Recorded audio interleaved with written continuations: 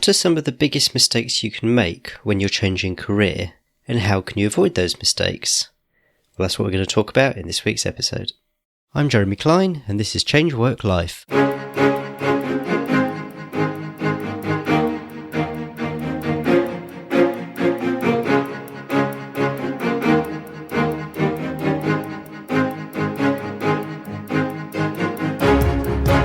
Hello and welcome to the Change Work Life podcast, the show where we're all about beating the Sunday evening blues and enjoying Mondays again. If you want to know how you can enjoy a more satisfying and fulfilling working life, you're in the right place. And if you haven't yet subscribed to the podcast, why not? It's as simple as taking your phone out and hitting plus or subscribe or follow, and then you'll never miss an episode. Now, I'm a big believer in learning from my mistakes. I make enough of them. But if I can learn from someone else's mistakes and avoid the same mistakes they've made, then so much the better. When it comes to changing career, clearly you've got to follow your own path. But that doesn't mean you can't learn from other career changes to avoid the pitfalls that can come with exploring your own career change. So what are the mistakes to avoid when thinking about a change of career? To help us identify them, I'm delighted to be joined this week by Natasha Stanley. Natasha has helped thousands of people find and move into more fulfilling careers. She's a writer, facilitator, course designer, and head coach at Career Shifters. Natasha, welcome to the podcast. Thank you so much, Jeremy. It's a pleasure to be here. Why don't you start by telling us a little bit about your own journey and what led you to help others with their own career changes? Yeah, sure. So I started out my first career in the charity sector. And honestly, when I first started that initial career, I thought I'd hit the jackpot because this is what I had always wanted to do since I was knee-high to a grasshopper. So it was particularly challenging for me when about 6 months into my first job, I was working with the homeless community in the southwest of England. I started to get this feeling that something just wasn't right. I couldn't put my finger on it any more specifically than that. It was just this feeling of sort of not this. And so I thought, right, well, I'll put that aside and ignore it for as long as possible because that's uncomfortable. And it just kept getting stronger and louder. And so I started to notice it showing up in lots of different ways. I would wake up in the mornings and feel immediately exhausted at the thought of going to work. I was drained all the time, just felt like I didn't have any energy to do the things that I enjoyed outside of work. I was becoming increasingly ratty and irritable, which is not a version of me that I recognize now, but she was coming out in force. My self-esteem took a massive nosedive. Like I see now, it was because I was doing things that were just way outside of my natural skill set. But at the time, I just started to doubt my own strengths and capacities and started to feel really bad about myself. And I spent a lot of time trying to avoid the subject of maybe I need to make a career change because it was just too scary to look at. So I kept kicking the can down the road. It's like, maybe I'll wait until Christmas or maybe I'll wait until this project is over. And it's normal to not enjoy work and I should be grateful to have a job at all. I made a lot of excuses, like I'd invested too much in my career thus far and throwing it away would be a waste. And crappy though it felt, it was also familiar, I had spent a long time working to get into that industry. It was everything that I knew. And so it had a really strong gravitational pull. And before I even got to really considering making a career change, I spent several years just chasing my tail inside my head, grappling with the question of should I make a career change at all? Can I get away with it, avoiding this or ignoring it? Until it reached a point where it was just untenable. Like my health was on the down. I felt exhausted and sad constantly. I felt like an absolute shell of myself. And I couldn't imagine waking up a year from then and still being in the same place. So I did something that I don't recommend most people do. I quit my job, put my house on the market and booked a one-way flight to Greece because it turns out that's how I deal with stress. I do not recommend this to most people, but it gave me the headspace and the freedom to be able to really look at what my life looked like and what I knew I didn't want. I started to make a lot of mistakes. and kind of jumble my way through the career change process. And along the way through jumbling through, I somehow managed to do some of the right things. And where it's landed me now is in a job and a career where I really feel like I get paid to be myself, which is pretty radical, even now, 10, 11 years on. So it's a little bit about where I'm coming from with all of this.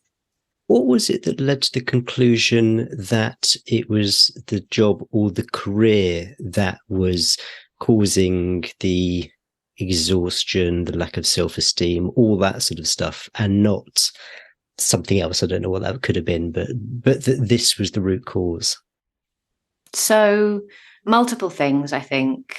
First of all, the strongest symptoms of the things that I was feeling happened around the times of day where work was relevant.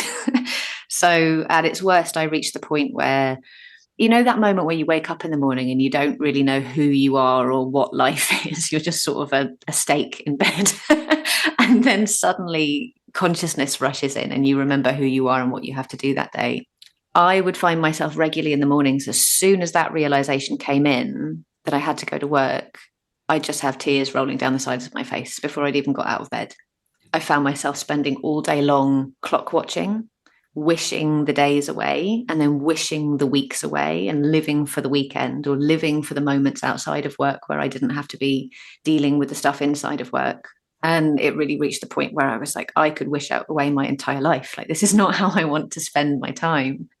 So a lot of the biggest, most emotionally driven symptoms of all of this happened around literally the times of day when work was present in my life. And then I also spent quite a lot of time job hopping. So I didn't stick around in that first job. I thought, well, maybe it's just this organization or this place. And so I hopped from the homeless community to working with street-based sex workers. And then I went from that to working in domestic violence refuges. And then from that to international charities. And everywhere I went, the feeling just followed me. So I feel like it took a little bit of that hopping around and like, is it just the job? Is it just the organization? No, there's patterns to all of this that means that this is just not the fit for me. The job hopping is something that I guess people will instinctively do. So I'm not happy where I am. Let's see what other jobs I could do well. So in your case, charity work. In my case, it might be law. Is that do you think that's a necessary part of the process, that maybe people need to do that as this sort of voyage of discovery as to whether the career is the right fit? Or is there another way of approaching it rather than going through a few different jobs and then making that realization? It's an interesting one, because on one level, I think some people do need to do it.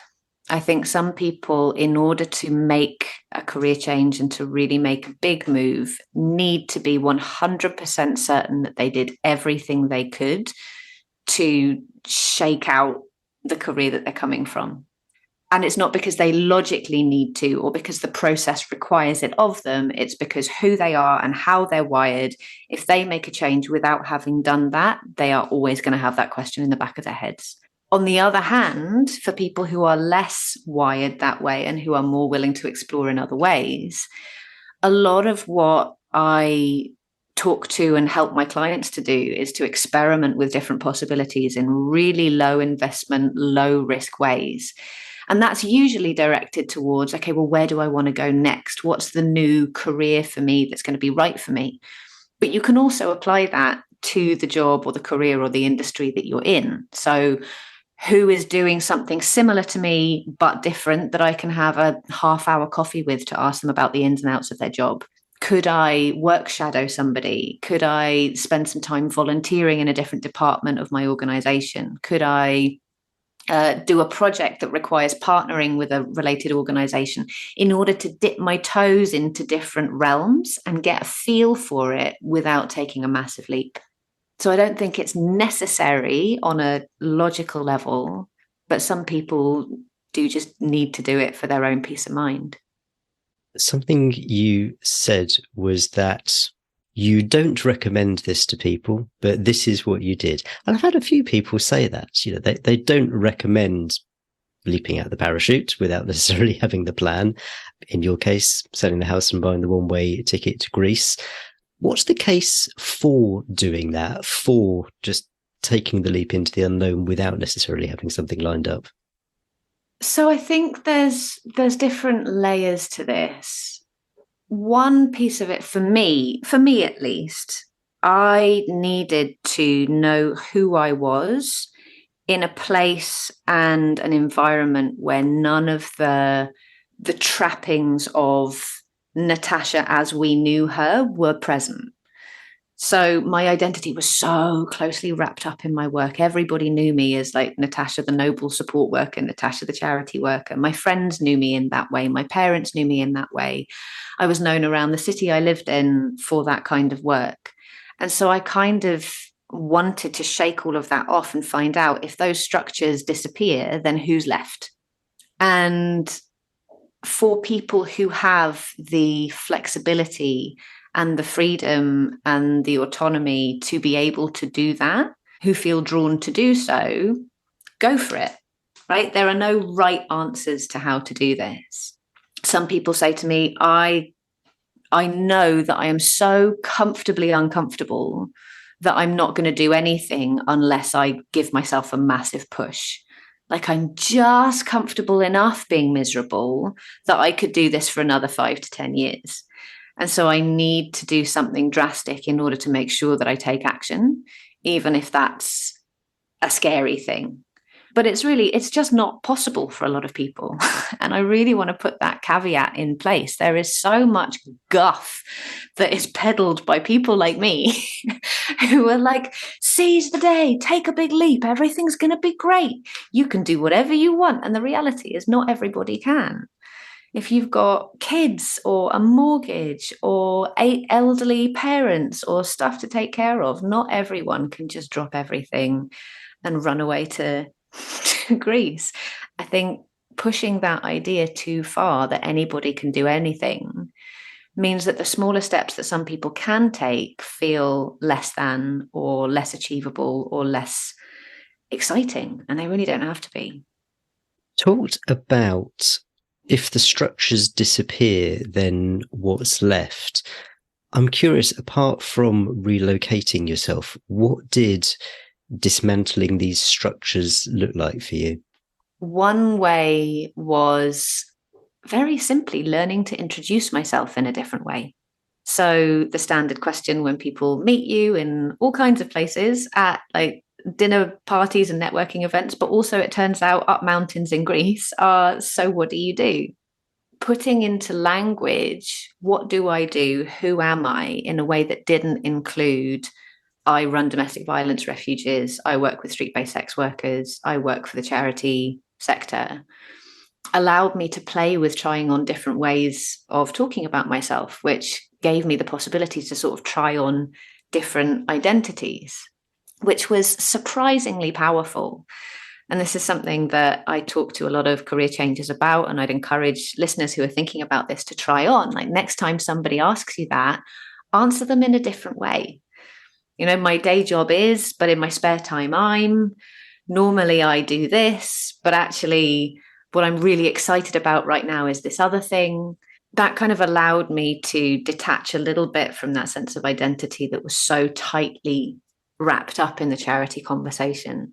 And I think the other part of it was giving myself things to do that were kind of a complete 180 from what I had been doing day to day. So again, the daily structures of wake up at this time, do your commute, see the things you see, talk to the people that you talk to every day, do the things you do every day, shaking that up and starting to do things I'd never done before and talk to people I'd never talked to before, kind of popped that reality bubble that I had been living in for such a long time. And again, this is something that I constantly recommend to clients and people that I work with. People often come to me and say, I've got no idea what else I could do for a career. Like I know my own industry and I know other people do other things for a job, but I don't know what they are.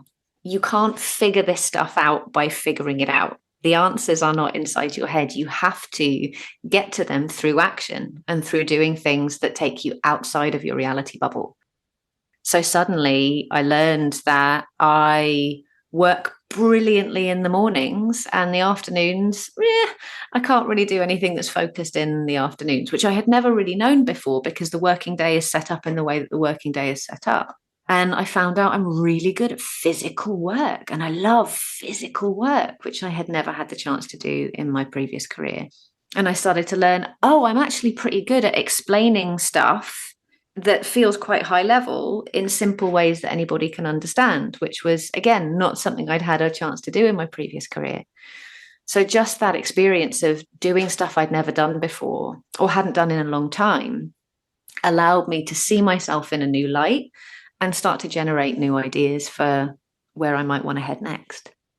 You said as part of this process, you made lots of mistakes. Obviously, that's quite a lot what I'd like to talk with you about. So what, I don't know, in no particular order, what are the sorts of mistakes either that you made or that you've seen other people make? And I suppose an interesting question is whether they are mistakes as such. I mean, we could go really meta here and say that the biggest mistake... Let's not do that. I mean, we could say that the biggest mistake is not being willing to make any mistakes, right? Because this is what keeps you paralyzed. But looking back, if I frame this as mistakes in terms of things I did that I could have saved myself a lot of time and stress by not doing, if we frame it in that sense, one of the things that I spent a lot of time doing was trying to figure out the answer. And we touched on this a little bit already, but I made a lot of lists. So many lists of strengths, lists of weaknesses, my pros, my cons, what if this, lists of ideas. And over time, I've still got this notebook where I made all of my lists. And looking back through it, it is basically the same 3 lists over and over again in slightly different orders. I did every personality test that was available, from like the big classics down to like BuzzFeed. Pick a vegetable and we'll tell you what you should do with the rest of your life. I would lie in bed in the middle of the night staring at the ceiling and just spinning circles inside my head, trying to come up with new ideas, trying to like slot things together like an algebra equation. And I wasn't getting anywhere because career change is not an algebra equation, and it's not the kind of thing that you can figure out just from thinking about it, which is so frustrating because most of us get paid to think about and solve problems. So not being able to apply those skills and those abilities to our career change problem can feel really challenging. But we're taught that you have to know where you're going before you start moving. And you're supposed to get a clear goal, eyes on the prize, right? Like set a goal and then you start moving towards it. And actually what I found was as soon as I started taking action, even some of the wrong actions and even some of the things that took me down paths that turned out to be dead ends, as soon as I started doing that, I started gaining clarity because I was gathering real world data rather than just spinning through the same information that I'd had inside my skull for years already. So I think that's a big one. And it really takes some practicing because we are so well trained to like figure out the answer first and then aim ourselves towards it. And actually what I see over and over again is it happens entirely the other way around. And so that's not necessarily to say that the list making per se is a bad thing. At least I hope you're not going to say that, because a big part of my own coaching is this, this self-reflection. So it's figuring out what are your strengths, what are your values, what is the stuff that actually lights you up and gets you out of bed. But it's then taking that and staring at it and thinking that that's going to give you the answer, rather than using that as an indicator that maybe this thing is worth exploring, or maybe it's this thing. And the action is starting to get out there and think, okay, well, I've got this information about myself, so I'm not going to be able to plug this into a sausage machine at one end and get the result at the other end. I'm going to have to do a bit of exploration and use this as a sort of a guide as to where I might go with it. Does that sound like what you're suggesting, or are you kind of going, no, absolutely not, forget all that? I think the two things arise in a dance together. I wouldn't necessarily put either of them first, like I'm going to make a list and then use that as a starting point. or I'm just going to start doing random stuff and then I'm going to make a list, or I'm going to do reflective work. I think the two have to happen in unison, and they inform one another and they feed into one another. The only information that we have to use for self-reflection is the information that we already have. And so if we have been reflecting and reflecting and thinking, which many career changes have been doing for years, then we're going to keep coming up with the same information because we're working with the same raw data. We're working with the same inputs, right? And our brains are systems, which means that new inputs equal new outputs. The same inputs equal the same outputs. And so in order to give ourselves something to reflect on, we need to give ourselves some new data and say, okay, well, what did I learn here? And how does that add to the picture that I'm building up? And I think both together are really important as two sides of the same coin. So can you give some examples of what people can do in order to acquire this new data? Yeah, totally. And I mean, the good news is pretty much anything that is new to you counts. So one of the things that we do in our courses with career changes, one of the very first tasks or missions that we give them, we call the Roosevelt action. And this comes from a Roosevelt quotation. He said that in any moment of uncertainty, the best thing you can do is the right thing. The second best thing you can do is the wrong thing. And the worst thing that you can do is do nothing at all. So the task that we set people is to go and do something that they've never done before and that feels kind of buzzy and exciting when they think about doing it. And so we have people who do like big things, like they go to an improv class for the first time. One of my favorite stories was a gentleman who was in his sort of mid-50s and left this until the very last minute before our catch-up call. And so he spent 10 minutes trying to teach himself to twerk from a YouTube video. But there's a woman called Frances, whose story I often tell, who kind of fell in love with this principle of like, right, act it out, don't figure it out. And so she was working with us during the pandemic, during the first lockdowns in 2020. And she thought, how in the world am I going to do new things from inside my house? But she found an events listing website that was listing online events. And it had the option to filter things by things that are free, so you don't have to pay for them, and things that are happening today. And so she said, okay, every Thursday afternoon, I'm going to look at something that's free and happening today. And no matter what it is, I'm going to go and do it. And Frances was a tax accountant, and she found herself at a seminar about robotic endoscopies. She went to a soap making workshop. She did an ecstatic dance class. Frances was not an ecstatic dance kind of lady. She went to a conference on LGBTQ rights in Southeast Asia. She did all of this new stuff, not because she thought her future career was going to be as an endoscopist or a soap maker, but just because suddenly she was exposed to new kinds of people talking about new kinds of things and mentioning organizations she'd never heard of and talking about topics that she thought, I didn't know much about that, but now I hear more. That's interesting. I'm going to go and follow that thing. Seemingly completely random actions she was taking suddenly burst her bubble open. And there were little nuggets of clues in every single one of those things that she did, even if it was, I don't ever want to go to an ecstatic dance class again. I'm guessing as a tax accountant that Frances was probably quite an analytical person. So I'm curious then what she did with all this new data, all this new input. Frances, I mean, she was working through our course and she ended up actually working as a professional declutterer and organizer.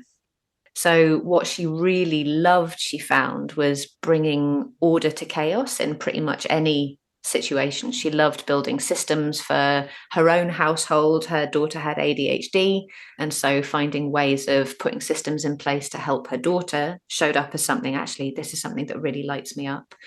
But she also ended up in a breakout room with somebody at a workshop she was attending. Can't remember what the workshop was, but it was one of these adventures she was taking herself on, who just casually mentioned that people did this stuff for a living. And Frances had no idea that people got paid to go into other people's houses and help them make sense of things. And last I heard from her, I haven't heard from her for like 18 months or so now, but that was what she was doing. I don't know whether this counts as a mistake or possibly it's a limiting belief, but something you said earlier about investment in your career and that being one of the reasons that sometimes puts people off. I've heard it called the sunk costs fallacy a few times. Can you dive a little bit more into that? So for me personally, I felt as though I had volunteered in this sector. I had trained in relevant areas to the sector I was in. I had worked doing things that I really didn't enjoy for as long as I had. My CV, my resume was all in one area. And the picture that I had of what a career change would involve was putting all of that firmly in the bin and starting from a completely clean slate, probably at the bottom of a career ladder, doing something completely different. Because this is what it's pitched at, right? You know, when I speak to journalists, they're always like, oh, what's the most extreme, wild career change you've ever seen? And I'm like, those aren't even the most interesting ones. But I think that this is something that a lot of people are particularly afraid of, is this idea that I've invested so much in the career that I'm in, and it's inevitable that wherever I end up will have nothing to do with any of that. The laughable part of all of this for me is that I use the skills that I used to use with the homeless community and with women fleeing domestic violence all the time now, just in a very, very different context. I use knowledge and understanding that I developed in my training to go and do that work now in a very different context. And it's important to remember that no matter where you end up, you will be bringing everything that you've developed up until this point with you. It's inevitable. You can't leave it behind. It's in the very bones of you. It's in the language that you use, the way that you think about things, the frameworks with which your mind works. It's all coming with you. It's just finding a different context in which to bring that kind of stuff to work. So thinking about a career change as like a completely clean slate can be paralyzing for all of these reasons. And it's much more interesting and juicy, I think, to look at the things that you've done and be like, I wonder where the bits of this that I love can get expressed in a different setting. The mistakes. What other mistakes have you seen people made, or did you make yourself? So one of the big ones, and it's one of the ones that I think a lot of people, that's not fair. I certainly internally rolled my eyes at when I was making a career change, was the idea that putting other people around you will make a difference. So I was very much I'm fine, thanks, do it all by myself. I'll figure this out. It's my problem, not yours. I don't want anybody to know that I've failed, in inverted commas, at being an adult. I'll keep this quiet and under the table. I don't want to bother anybody. All of this kind of stuff. And now when I look at people making career changes, what I see over and over is that the ones that move the fastest are the ones who have recruited some kind of career change advisory board, as it were. And what's important about these people is that they are not the usual suspects. So people often say, oh, well, yeah, I talked to my mum and dad about it, and I talked to my best friend about it, and they're helpful. They really love me. And it's like, of course, there's a but there. They do love you, and they're not necessarily the best equipped people to help you with this process. So I say to people, you might need to think outside of those usual suspects. Who do you know who has made a career change themselves and can tell you about it? You probably actually know quite a few people if you asked, and many of whom you wouldn't have realized had made a shift. Like, who do you know who's always doing courageous, bold things and can kind of pump you up when you need to do something that feels a little bit scary as part of your career change? Who do you know who is just born to be an accountability buddy because they love checking up on whether people have done stuff? Who can you reach out to play specific roles in your process? Because for a lot of people, certainly for me, I was my own biggest obstacle. It wasn't the job market. It wasn't my CV. I was making my career change not long after the 2008 financial crash. To all intents and purposes, it was the worst possible time to be doing all of this. The fears, the uncertainties, the downward spirals we can talk ourselves into, it's really hard to drag ourselves out of those holes. But if you've got a few people who are really well intentionally chosen, they can challenge those fears and they can ease the assumptions you're making and they can give you a good boot in the behind when you need one. And sometimes we all actually need one. But it does require a level of vulnerability and a level of willingness to allow other people into what can feel like quite a tender process. And so I think that's certainly a mistake. As I said, if we're defining this as things that would have saved me a lot of time and stress had I done them a different way, that's something that I look back at and I just think, oh, that version of Natasha, like I wish she had been a little less alone in all of that. But I'll bet that at least initially there's a lot of people who say, I just don't have anyone in my life who fits that brief. Yes, I hear that a lot. And I have actually never met anybody who didn't have at least one person. What is key is that you think, again, outside of your immediate circles. It is quite likely that you know somebody who has made a career change, even if you don't know that they've made a career change yet. This might be an uncle or an aunt. It might be a brother-in-law. It might be. So David Burkus wrote a book called Friend of a Friend. He's a phenomenal human being who studies social networks and leadership. And he found that the best people to look for when making a career change are what he calls dormant ties. So strong ties, your friends, your family, they know you really well. They're also inside your reality bubble. So while they're very willing to help, they're not so likely to introduce you to new things. Weak ties, never met them before. They don't know who you are. You could cold approach them for a conversation.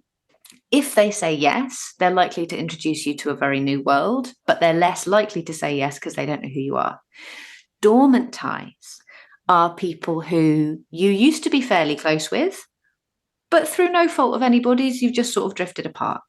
So people you worked with at your first job, people you went to college or university with, people that you spent a very intense week with at a work conference 3 years ago and got on really well but haven't seen since.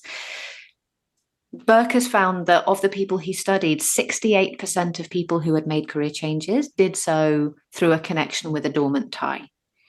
So for those people who think, well, I don't know anybody, first of all, you probably know more people than you think you do. It just takes a little bit of thinking outside of your usual suspects.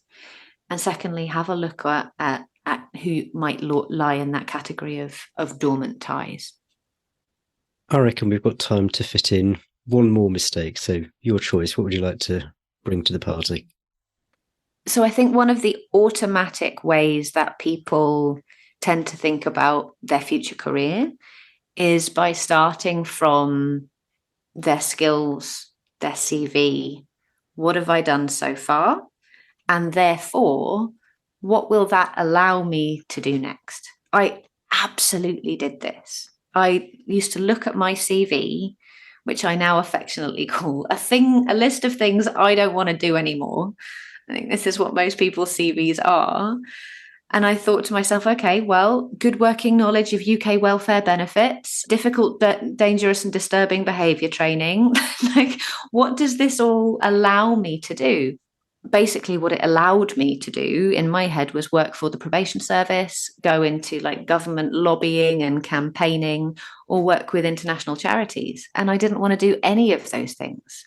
And starting from where you've been and your skills is absolutely natural because it's what we're taught about how the world of work works, right? You submit your CV with the right keywords on it, send that off into the black hole of the internet where a bot will read it. And then if you've said the right words and you've got the right skills, someone will allow you in. But ultimately what this is just driving with your hands on the rearview mirror, right? You're You're not going to get anything new or different that way. And you really don't have to be limited to just what you've done so far. The more new experiences that you can have, the more new places you can take yourself into, the more you can start from what is it that energizes me, not just what could I be good at or what am I good at, but if you start from what energizes me, then you are far more likely to discover new possibilities for yourself, to end up in a role that actually feels fulfilling. And then the next question is, okay, based on what I know about what energizes me, based on the fact that I've now learned that I want to head in this direction, what do I want to bring to the party? Doing it this way around opens up so many more possibilities for where you might be able to head. Give yourself the chance to be gloriously surprised and delightedly mistaken about everything you think is possible for yourself. And then once you've found the direction you want to head to, then look at, okay, well, what are the skills and what are the experiences that I want to bring out here? But that's a really important flip that I see make a massive difference in the experiences of people that we work with. Yeah, because otherwise it just becomes this self-perpetuating cycle. So, I am a lawyer, specialism in this particular area. Okay, so that means that for future jobs, I've got to be a lawyer with that specialism in that particular area. And if that's not something that I'm particularly enjoying doing, then I'm just going to kind of go round and round in circles. Whereas if I decide that, I don't know, I want to be a comedic improviser, to pick up something you said earlier, then I can think, okay, well, what are the skills that I've picked up in my career which might apply to that? And that must be a very freeing way of looking at it, actually. Totally. And a lot more fun. Like, this is the part that we often forget about career change, is that on one level, yes, you're trying to get away from something that isn't working for you, but it is also a phenomenal excuse to go and do lots of stuff that you like, right? And the more fun and the more play that you can bring to this whole process, the faster you move. Feels very counterintuitive, but it's what we see over and over again. Go and have a good time and follow that. You're far more likely to end up somewhere that you like if you go that way around. And that in itself is going to be quite a big mindset shift. People who are basically miserable in their career, suddenly you're going, yeah, have some fun with the thing. And they're kind of like, but I just want to escape. Yeah. And both can be true. Both can be true. There's space for, because this is really important as well. And I want to make sure that I'm not pitching it in that way, that the only thing that there's space for in career change is to be like happy and positive and productive and like go and like hustle your way into a new career and like positive thinking and vision boards. And like, no, actually, like, honestly, no matter how you go about this, there are probably going to be evenings sitting on the kitchen floor wondering what the dickens you're doing. And there are going to be moments where you doubt everything. And there are going to be moments that feel really, really uncomfortable and you do not like it. And that is just part of the deal. So making space for that and having it be okay to feel a bit rubbish. Like, it's all right for human beings to feel a bit rubbish. But then in the context of that, how can we bring a little bit of lightness? How can we grip a little bit less onto getting the right answer and give yourself room to explore? They're both, there's room for all of it, and they both have their role to play. If time allowed, we could probably cover an awful lot more stuff, but sadly, time doesn't. If people want to explore the topic further, I mean, what's something that you typically recommend to people, or you found has been particularly useful for yourself as a resource that people can explore? I mean, there's so many different resources. The easy place to go would be books. And for me, and this is something we haven't touched on yet in this conversation, so it might be fun to throw in for people who feel like they have way too many ideas. Like, their sense isn't, okay, I've got no idea what to do next, but it's more like, I've got 42,000 ideas and I can't choose. Then there's a woman called Emily Wapnick who runs a site, and she's done a TED talk called Putty Like, where she talks about and supports people who are multi-potentialites, scanners, who are naturally interested in lots and lots of different things. and want to embrace that rather than beating themselves up for it. It was something that that was a big moment of clarity for me, of like, oh, it's okay to be interested in lots of things and to want to change over and over again. It's not because I'm fickle or non-committal or childish. It's actually a real benefit. That was a big one for me. And that's going to go against a lot of the sort of more popular messaging that you see. So, you've got to identify your passion and follow it. Whereas Natasha is currently cringing with her hands over her eyes as I say this.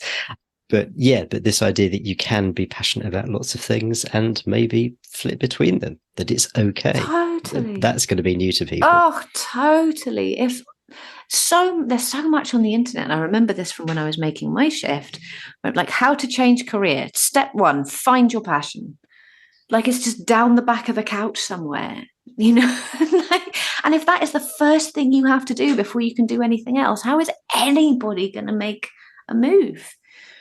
One of the most popular courses at Stanford is the Design Your Life course.